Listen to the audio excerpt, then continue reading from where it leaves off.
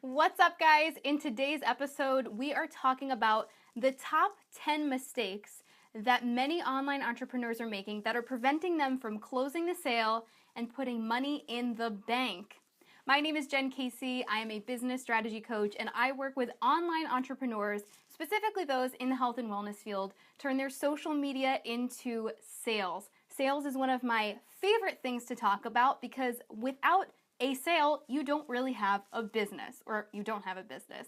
So today we are diving into these top 10 things that are preventing you from closing the sale, making money, and having a functioning business. Number one, super simple, you're not asking for the sale.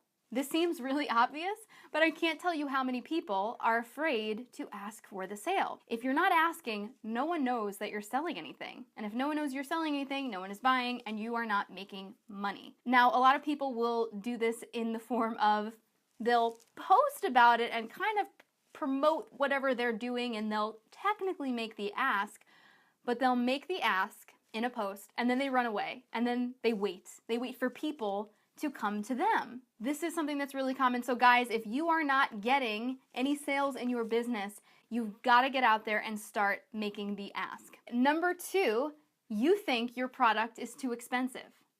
Super, super common. If you think your product is too expensive, so will other people. I mean, this is one side of the fence, and then the other side of the spectrum is that if your product or service is actually undervalued and you're not really owning your worth, then people are going to look at that and say, is it really worth investing? So two ends of that same spectrum, you're either not believing in the value of your product because it's, in your opinion, too expensive, or you're not asking what you deserve for your product or service. And if you go into conversations and sales conversations in the way that you talk about your product or service in social media, if you don't believe in it, and if you don't have confidence and conviction over what you're talking about, no one's going to buy it. I work with a lot of network marketers, and they don't set their prices. They have a company that's saying, okay, you're going to charge $300 for this set of shakes and supplements. Well, if you don't believe in that product and you believe that it's not actually worth that price and more, you're going to have a difficult time selling anything. Just bottom line. It's down to this. You either need to find other products, adjust your pricing, work on your money mindset, or really ask yourself, where would your life be today without said product or program or service? And maybe that will really help you reframe the value of what you are providing to someone else. Number three is people ask way too soon. As a business coach, I work with a lot of people who are just kind of ramping up and getting started, and oftentimes people are like, oh, well, I'm 3 weeks in my business, I'm starting to get these pieces in place, I need to sell something, right? I got to make money. I think it's really a missed step when we just jump to selling something without actually building that know, like, and trust with our audience. If you don't have people that trust you, then you don't have buyers. You've got to build that trust with people before you make the ask. And I know a lot of people will go and do the cold invites where they just kind of go through their friends list and they reach out to everybody that they see. And it's like, hey, do you want to buy this thing? Do you want to buy this thing? And most people that I talk to who have tried that technique find it very inauthentic or very pushy. They feel icky doing it, but they got to make money. They got to make this work. And there's a lot of desperation and urgency behind that, but not for the right reasons. It kind of shifts and becomes not about the other person and taking care of them and providing value, but more about the seller selling whatever they've got so that they can make that commission or make that money. So when you're asking too soon, you'll know because you'll feel it. It'll feel weird. So you really want to make sure that you are showing up and giving before you ask. That could be something very simple like getting on a live video and providing related value to your product, program, or service. It could be doing some free clarity or coaching calls with people pro bono so that they get a sense of who you are. It could be that you create some kind of document or ebook or audio program or little video mini-series or a Facebook group where you can let people see what you are like. Let people see what it's like to work with you. Because think about it, if you are going to sign up for some kind of service, let's say even Netflix. If you want to sign up for Netflix, you can get some kind of trial. Maybe it's a 7-day trial, maybe it's a 30-day trial. If there's a new gym that you want to go and check out, they give you a free guest pass because they want to let you see what it's like to be inside the door and what the experience looks like so that you'll be more primed to buy. You're building that, you're starting to trust this organization, this person, you're building that know, like, and trust. So you're getting that value, and so by the time it comes to, hey, want to sign up for this, or hey, want to join this thing, you're like, heck yeah, I already loved what I got for free. So make sure you're not asking too soon. Make sure you're really, really warming up that relationship. Important note that I want to make here, going to somebody and just building a friendship relationship, though that's part of it, I think it's really important for you to also build a professional relationship. So if you're a health coach, give them content about health coaching. Don't just go to them and ask them what their cat's name is and say, oh, well, now we're warmed up. Now we're buddies. Like, would you invite them to your birthday party? Probs not. You don't know them that well. So really build that relationship. Okay, so number one, just a quick recap. Number one was you're not asking for the sale. Number two was you think your product is too expensive, or you are undervaluing your price and it looks cheap. Number three is you're asking too soon. Number four is you are word vomiting details and unnecessary information. This happens a lot with new marketers. They see other companies or traditional marketing that really focuses in on a very masculine energy of selling. It's this whole idea of really pushing the features as opposed to talking about the benefits. So an example of pushing the features would be, hey, come and buy this shake. It's got 85 grams of protein. It has all of these phytonutrients. It has a flaxseed in it, and who cares? Like, people who are looking to lose weight, maybe there's a few people who really want to know the ins and outs of it. They'll ask you if they really want to know. But instead of just focusing on the what of what's inside it, this program, what it comes with, shakes, you drink them 2 times a day, and this is how it works. Like, we're getting way too into detail way too soon, instead of focusing on the benefits and really taking the time to say, what does this person want? And this goes for sales calls when you're on the phone with somebody, or through Messenger or through email, as well as when you are writing your sales copy. We see this a lot in the health coaching industry, where people are like, hey, join my accountability group, and then bullet out all of the features. And no one's talking about the benefits. No one is speaking directly to a specific person, whether it be new moms who are postpartum, or college students who are trying to figure out how to eat on a budget, or trying to figure out, or new professionals, young professionals who just got a job, who are trying to figure out how to do this 9 to 5 while living out of a vending machine. The way that you're going to approach that conversation and the sales copy is going to be totally different depending on the person that you're talking to. So instead of word vomiting all of this information and all of the details of exactly how it works, and this is the date that we're going to sign up, start by actually asking the person if they're interested in learning more. That's it. Now, this kind of differs a little bit depending if you're on a call. So if you are in social media and you're making a post or you're talking on live video, focus on the benefits to start. And that's going to get people interested. If you're on the phone with someone, or you're reaching out to someone new, instead of going, hey, want to join? And it's like, we get those messages. They're like this long, and the text is this big. It's like a 5-page novel. I don't have time to read that. It's like, hey, are you ready to lose 5 pounds for the holidays and get healthier for the holidays? Well, join my new challenge. In this challenge, we're going to be doing boot camp workouts every morning. And I'm like, okay. And it's like, you want to lose that 10 pounds. I'm like, you don't know my life? And I've even gotten some. I'm not a parent, but I've gotten some that are like, don't you want to be a good role model for your kids? Okay, I don't have kids, so who are you talking to? I think you just kind of copied and pasted this and sent it to someone. So instead of just vomiting all those details, start very simply by saying, hey, I've got this thing.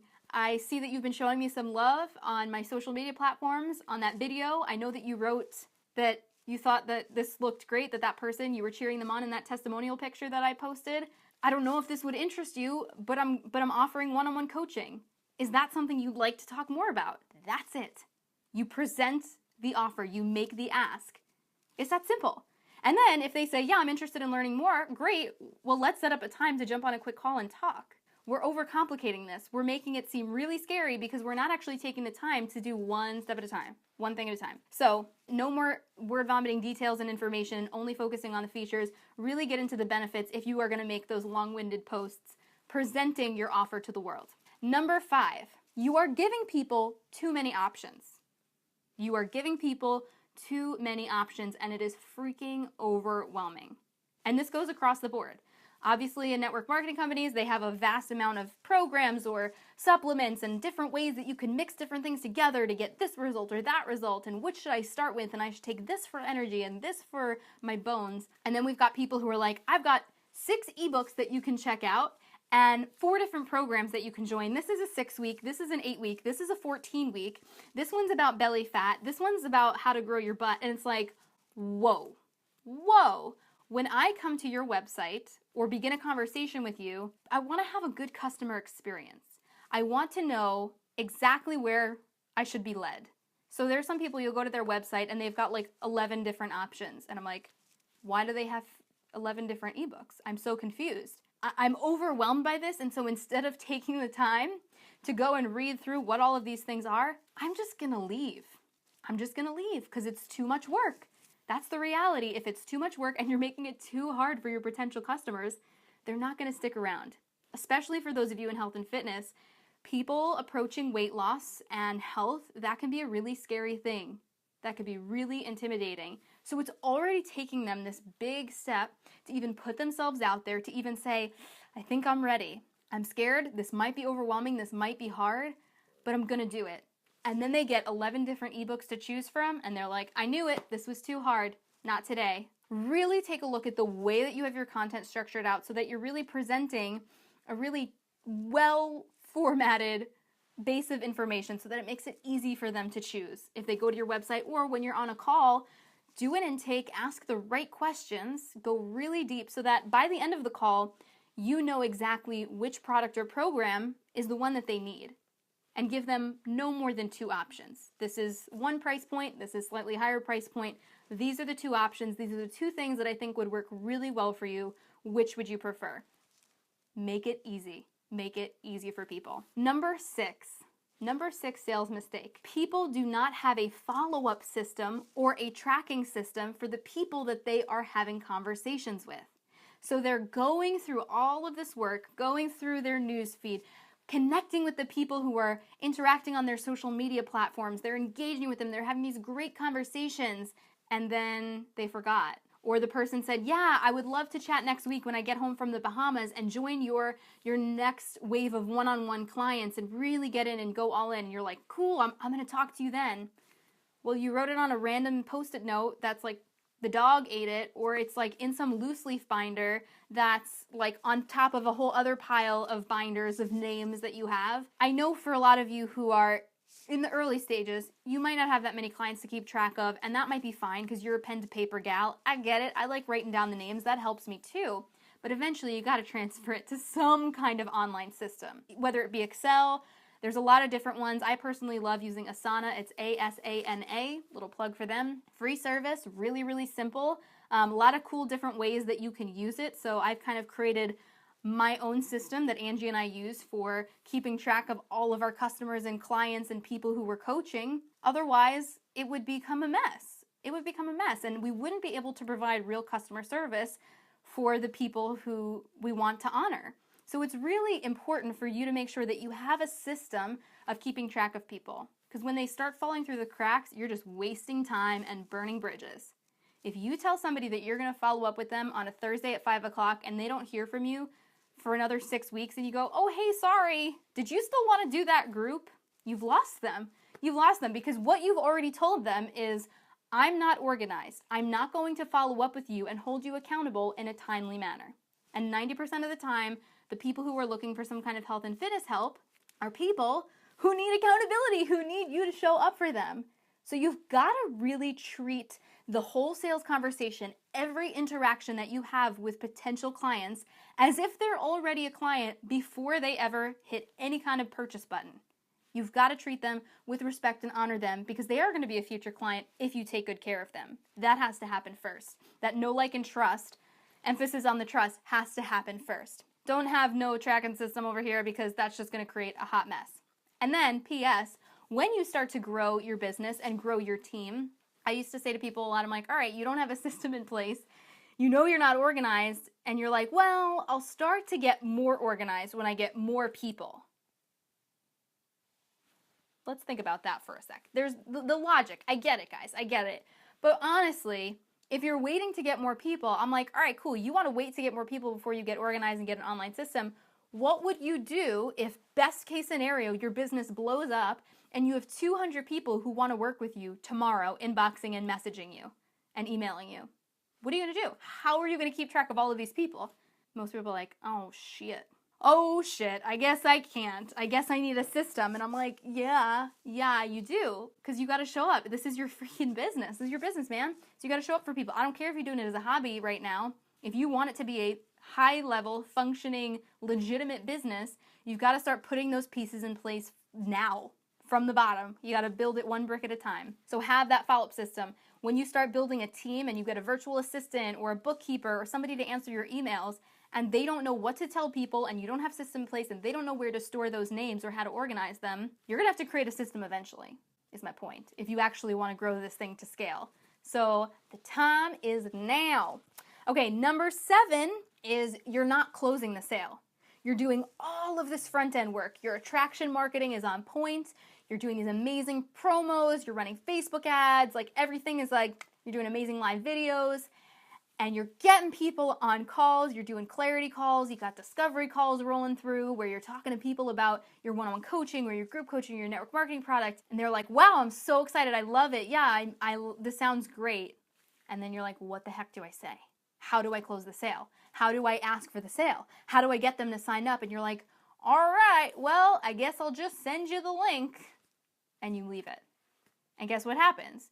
You end up going, I hope they buy, I hope they buy, I hope they buy, I hope they buy. They gave you the yes. They already gave you the yes. Close the sale on the call. They gave you the yes. Instead of waiting and twiddling your thumbs and having to follow up with them 300 times because you gave them the link, but then they didn't respond and they didn't buy it yet. Hey, are you still going to buy it? Did you buy it yet? Do you have any questions? Like, don't put yourself through that process. Be professional. When you're on the call with somebody, if they're like, yeah, this sounds great. I'm totally in. Perfect fit. Awesome. Everything's aligned. Great. Here's the link. Are you buying a computer right now? Let's get you set up. And they either say yes or no. And if they are like, oh, no worries, I'll just sign up later. Then you're like, okay, great. Let's touch base tonight. And as soon as I see your name go through, I'm going to do XYZ. I'm going to send you this PDF checklist to get you started right. I'm going to add you to a Facebook group community where we're all going to connect through this process. Let them know the exact steps. So when you are getting off of a sales call, you're saying, okay, great, this is the link where you sign up. This is what's going to happen next. In this first week, this is when we start. We're going to do an orientation week or a prep week. Let them know that you've got it handled. You've got it all laid out. So the second they press purchase, they are going to be taken care of. And honestly, I think really closing someone for a smaller priced product or service, close them on the call. Say, let's get, or you buy your computer, let's get you signed up right now. It's a little bit confusing sometimes, the sign up process, so I just want to make sure that I walk you through and make sure that it's super simple for you.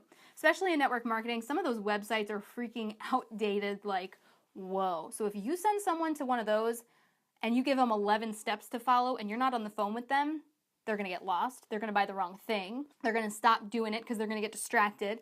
If you want the sale, make sure that you show up as the pro. When you're closing the sale, do not say, let me know. That is like death, right? I always kind of joke around about this. So just be careful. Be careful when you're saying this. When you're getting off a call with someone, always schedule the follow-up. Instead of saying, okay, like, cool, here's the link, so let me know when you're signed up. No, they're not going to let you know, and it's not even their fault. It's not even their fault. People are busy, man. People are busy. They got stuff to do. They got kids to take care of. They got a job. They got to cook dinner. They got to do this. They got to do that.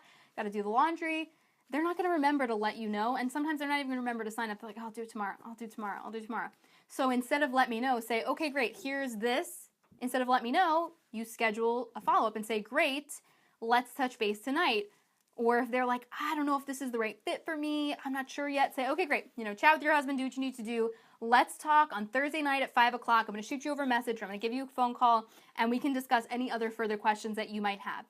Does that sound good? Always end everything with a question. Always keep that ball in the air. Keep it rolling so that you're getting that feedback from people and keeping that conversation moving and remaining on the same page. Super, super important.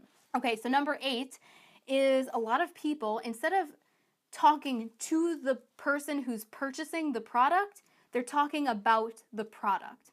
And I kind of touched on this a little bit before with one of the other tips, but this one's a little bit different. So instead of focusing mainly on the product, I was talking about the features versus benefits and people who focus only on the features versus the benefits. Now I'm talking about when people are only talking about the product. So if you're only talking about the workout program, or you're only talking about the fish oil that you use, or the shake that you drink, or the protein bars that you use, that's all about the product. And though that might be a great recommendation, instead of just focusing on the features of that, focus instead on the person that you are thinking of who would be a great person to purchase this. So it would be the difference of, hey, come check out my meal replacement shake. It's really great. It has all these features, blah, blah, blah, blah, blah, and you're rattling off like all the things that are inside of it and the flavors and when you can use it and how you can use it. And instead, really refocus that so that in your social media content, you're explaining how it's going to solve a problem. So instead of talking about the product, talk to the person purchasing. So if it's for a busy mom, she wants to lose weight, she doesn't have time to cook her own meals, the kids want to eat something different while she's, in her cleansing mode and resetting mode. So really think about who that person is that you're talking to and those pain and pleasure points. You'll hear myself and my business partner Angie talk about this until the cows come home, because this is the foundation. If you don't know who you're talking to and their pain and pleasure points, this is probably a big reason why you're struggling in your sales copy. It's got to be something that hits them and they go, oh my God, she's talking directly to me. This is for me. I have to do this. Okay, so that's number 8. Number 9 is for those of you guys who are living entirely behind the screen. You know what I'm talking about, right? You guys, I know sometimes, especially if you're doing a high volume business and it's more about the quantity of people you're signing up and you're talking to like 15 different people a day, 15 new people, I know it can be challenging to get out from behind the computer and pick up the phone and call people, but it's important, especially for those of you who are selling higher end packages that are in the hundreds or thousands of dollars. You've got to talk to people. And even for those of you who are selling things in the 100 range, if you're really struggling to close sales, pick up the phone, seriously. And don't just call people out of nowhere. Like I was saying earlier, are you interested in learning more about this? Great. I would love to give you a free clarity call to see if this would be a good fit for you. Who's going to turn down free coaching, right? So you're going to get a sense of if this person is ready, and you can even have them fill out a quick form to qualify them prior to getting on the phone. So you'll make sure that their goals and their needs are in alignment with what you provide, as well as you can ask some kind of question if they're ready to invest in improving their health, right? So you can give them those qualifying questions so that you're respecting your time and their time, and they should know in advance if you're going to ask them for some kind of investment, right? Okay, so that is getting out from behind the computer. Be the coach. What is working with you going to look like? Especially, like I said, for those of you doing high-level one-on-one work, if you're doing something like a 2K package for 3 months of work, you're going to talk to them like once a week on the phone or over Zoom or Skype. They want to know. I mean, think about what you would want as a consumer. Always go back to that, because your people are very similar to you. They likely have similar wants and needs and would enjoy a similar level of interaction. And are you guys afraid at all to get on the phone? Does that intimidate anyone? That's super normal if that intimidates you. I know that can be a weird or scary thing. You're like, oh my God, what do I say? What do I ask them? What if they tell me they aren't interested and they give me a money objection? Like, I know that it can be really, really overwhelming. Definitely was not something that I enjoyed doing in the beginning. But I think once you start to get some training and some groundwork in terms of like, okay, this is a framework of what I could say, it kind of starts to flow. So even for those of you who are introverts or who are not natural born conversationalists, whatever that means, and you're maybe not the type of person who would just strike up a conversation with the lady on the grocery line, that's okay. That was not me at all. And I freaking love sales now. I love it because I understand the importance of it and mastering it and getting really comfortable with really just talking to people and really opening yourself up and being there for them. And honestly, the phone can become a really great place to get information, learn about your customers, and when you can get on the phone with people over and over and over again, you're going to start hearing a lot of the same things over and over and over. So all those pain and pleasure points, that's going to become your social media content. Doing discovery calls is one of my favorite things because it always inspires me to create some kind of video or some kind of written post. Because I'm like, oh my gosh, I just had this like 30-minute conversation with someone and they told me all of these things they're struggling with. I can create a video about that. I can create a video about that. I can create a video about that. Boom, done. content for the week is done. It's going to be really beneficial. Trust, trust, trust. And the other thing too with staying in conversations via Messenger is that people get busy. So you'll have two little interactions and you're like, so what are your goals? What are you looking to achieve? And then they have to go pick up the kids, and then they come back and they're like, I want to lose 10 pounds. And you're like, all right, well, more specifically. And then the next morning they write back to you. And then this is a conversation that goes on for 3 weeks and loses momentum. It loses momentum. The things that they're saying, it's not at the front of their mind, and they're forgetting why they want to do this.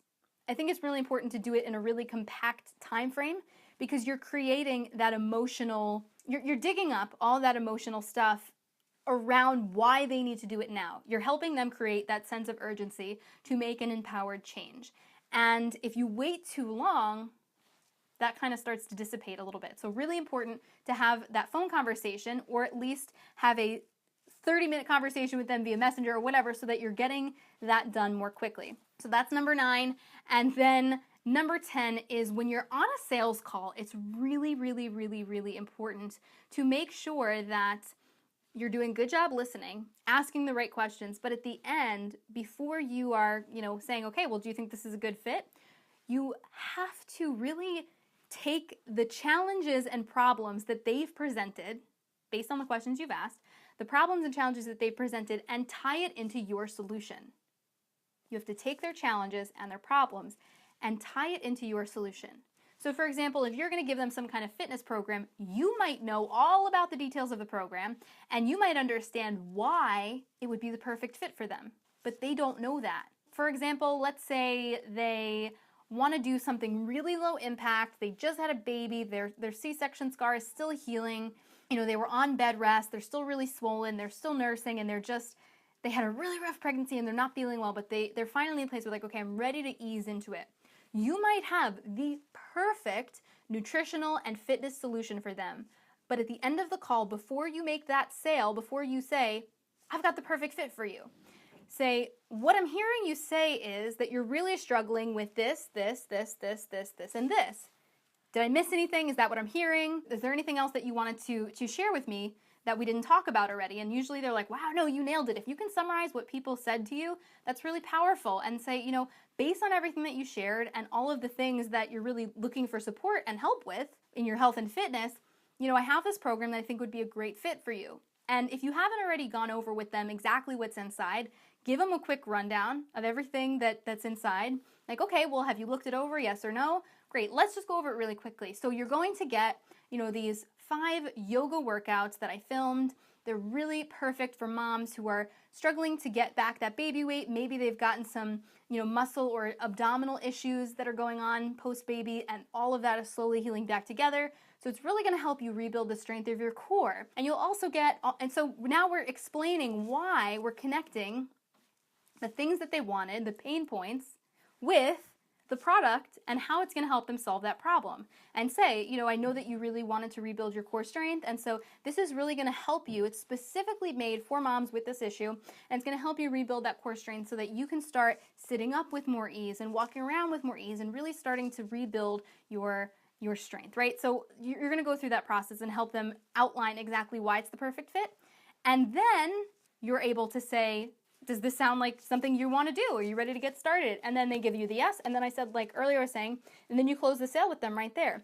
And that's it, guys. So those are my 10 tips on how to rock your sales, 10 mistakes that you should avoid, and some quick little adjustments on how you can fix them and be more effective in your sales so that you can actually start putting some money in the bank, getting some clients, and really start showing up and helping people. My business partner, Angie Lee, and I, we also share a lot of content around social media, sales, mindset inside our private Facebook group, Health Coaches Make Bank. You can go to healthcoachesmakebank.com and come hang out with us in there. We would absolutely love to connect with you.